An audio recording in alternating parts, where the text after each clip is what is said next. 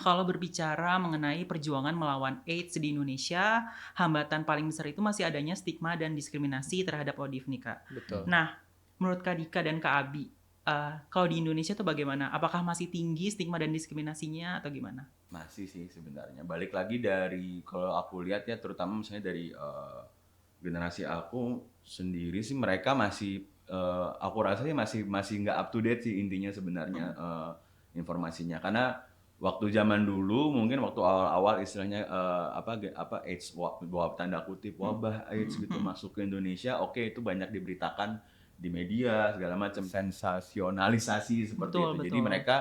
mereka selalu masih inget yang seperti itu gitu. Kalau misalnya aku cerita, wah aku sekarang kerja di NGO untuk HIV awareness gitu. Oh, berarti ini ya apa kalau ketemu orang bisa menular seperti yang tadi kayak Oh, cuman iya. berbagi ini menular itu kayak itu tuh kayak udah so last decade informasi-informasi 10 tahun lalu yang Benar-benar. aku inget dulu nih kayak gini-gini nih jadi apa namanya hoax-hoax pada masanya gitu seperti itu. Dan ternyata nggak sampai sekarang belum ada yang menghilangkan hoax tersebut gitu. Jadi itu yang makanya aku juga bikin bahwa untuk mereka bisa cari tahu pun mereka harus menghilangkan rasa takut terhadap apa ya hoax-hoax atau berita atau kayak apa yang kurang up to date seperti itu sih kalau dari aku melihatnya. Kalau mungkin kita ngomongin stigma index ya, sebenarnya stigma indeksnya sendiri udah menurun. Tapi ternyata untuk diskriminasi dan stigma yang masih terjadi gitu loh. Masih terjadi, tetap masih terjadi karena aku beberapa kali kan ikut seminar-seminar gitu juga ataupun ikut pelatihan-pelatihan kepada teman-teman yang mungkin mereka ODIF juga. Dan mereka cerita bahwa mereka dapat stigmanya gitu loh. Mereka dapat diskriminasi di sana, cuma gara-gara mungkin takut melaporkannya aja. Kita kan punya lembaga pelaporannya gitu yang dimana nanti teman-teman ODIF kalau dapat diskriminasi bisa cerita gitu ya. Nah terus di sana tuh ada juga nih di lapangan kerja yang mereka di cut gara-gara ketahuan I see. punya HIV gitu ya. Atau misalnya mungkin dari keluarganya sendiri ada juga beberapa yang kayak, oh kamu HIV, ya udah langsung diusir dari rumah gitu kayak. Oh, Karena ternyata masih banyak ya. ternyata masih banyak dan bahkan teman-teman ODIF sendiri juga susah untuk nyari kerja kan gitu loh karena bayangin aja ada tes kesehatan ya gitu. Tapi tes kesehatannya nggak dijelasin nih tes tes kesehatan buat apa gitu dan ternyata salah satu indikasinya adalah ya ngomongin tentang HIV. Sementara kan untuk buka status HIV itu sendiri kan sebenarnya hak dari orang yang ODIF-nya. Dia mau buka atau enggak gitu ya. Selama dia menjaga dan tidak ada perilaku yang mungkin buruk dan ingin menyebarkan HIV-nya harusnya statusnya dia bakal terus di close sama orang-orang di sekitarnya dan kita juga nggak perlu nanya apakah dia positif atau negatif HIV kayak gitu sih sebenarnya. Nah, sebelum kita membahas lebih lanjut nih mengenai stigma dan diskriminasi pada ODIF, boleh nggak sih Kak Abi dan Kak Dika jelasin apa sih emang perbedaan dari stigma sama diskriminasi? Apakah ada bedanya atau kayak ini tuh satu kesatuan gitu, Kak? Sebenarnya stigma dan diskriminasi sendiri beda sih ya gitu. Kalau stigma kan kita ngomonginnya ada label negatif ya, gitu. Betul. Kayak misalnya orang HIV dibilang tuh pasti kurus kering. Itu stigma masuknya, Itu Kak? stigma. Itu stigma. Karena kita menganggap ada suatu hal label negatif gitu loh. Kayak misalnya bilang kayak misalnya oh itu kalau misalnya kayak gini berarti bisa aja dia ODIF gitu ya. Padahal sebenarnya orang-orang ODIF sekarang hidupnya badannya bagus, sehat gitu kayak bahkan kelihatan lebih sehat gitu loh daripada orang-orang yang mungkin nggak kena HIV gitu. Atau mungkin stigmanya kayak perempuan keluar malam dianggapnya nggak bener gitu ya. Itu stigma padahal sebenarnya perempuan keluar malam belum tentu dia nggak bener, bisa aja ada kerjaan atau apa gitu ya. Nah, kalau diskriminasi itu kayak sebenarnya adalah tindakan di mana kita tuh ngurangin hak orang.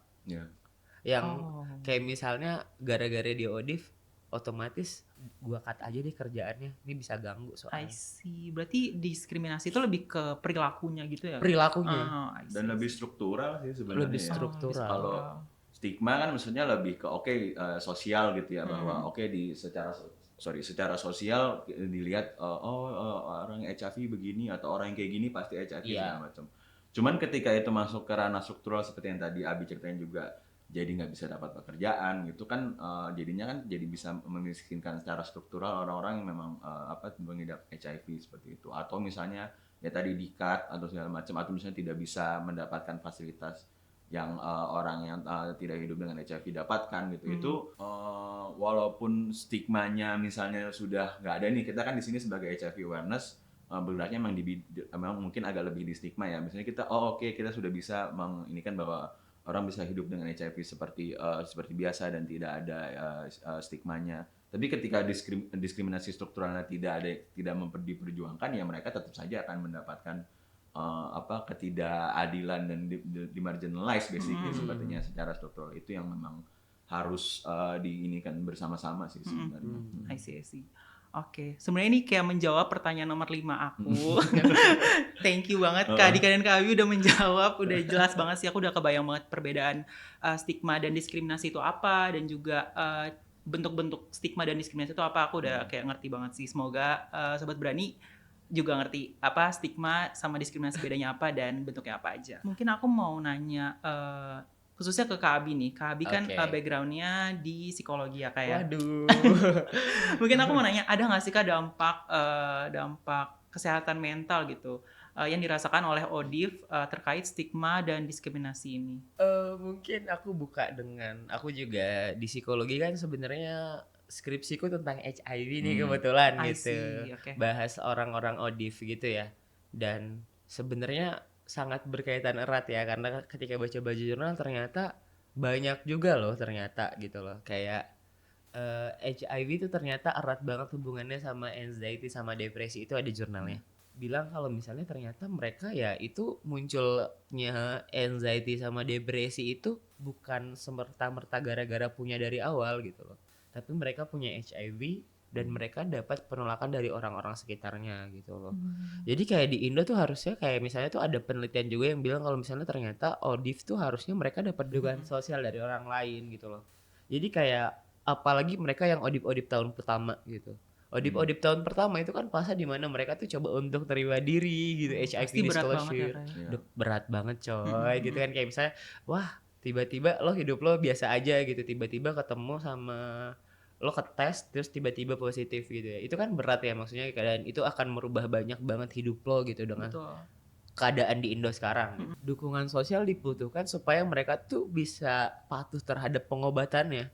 Oh, itu penting banget ya. Penting banget patuh terhadap pengobatannya, dan dengan adanya dukungan sosial ini tadi mindset mereka juga akan kebentuk bahwa mereka masih bisa untuk hidup lebih baik, mereka bisa memaafkan diri dan juga memaafkan orang lain yang mungkin nyebarin si HIV-nya ke mereka gitu ya. Nah, tapi dukungan sosialnya sendiri tuh waktu di penelitianku sendiri ya, dukungan sosial tuh jadi salah satu faktor yang tidak signifikan di Indonesia, di Jabodetabek. Belum ada ya secara signifikan. Jadi itu sebenarnya berpengaruh terhadap dukungan sosialnya, tapi di Indonya kecil. Jadi mereka ODIF ini sendiri gak ngerasa dapat dukungan sosial dari siapapun. Jadi kayak kalian itu ada 3 elemen gitu, ada keluarga, significant others, sama temen. Dari situ kelihatan bahwa ya dukungan sosialnya mereka tuh ternyata gak sebaik itu gitu loh.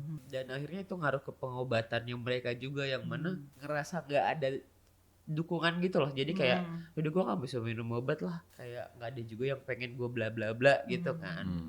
Yang which is ya orang dengan ODIF harusnya bukan cuma kita suruh untuk minum obat aja, tapi harus ada layanan kesehatan mental banget, keswa yang beneran diarahkan untuk nemenin teman-teman yang mungkin ODIF tahun pertama, ataupun mungkin teman-teman ODIF yang masih struggling untuk menerima statusnya dia kayak gitu sih. Oke. Harus bersama-sama ya biar berani gitu. Betul. Harusnya balik lagi ke berani bersama.